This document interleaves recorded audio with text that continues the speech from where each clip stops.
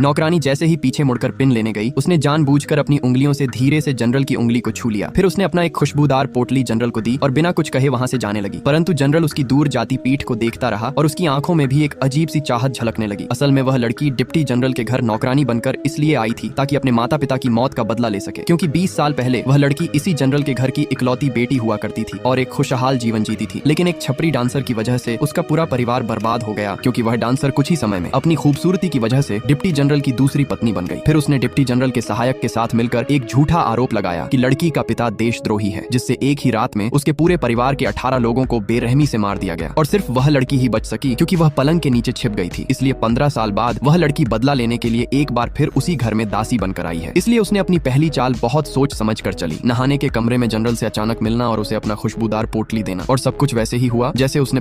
नौकरानी जैसे ही पीछे मुड़कर पिन लेने गई, उसने जानबूझकर अपनी उंगलियों से धीरे से जनरल की उंगली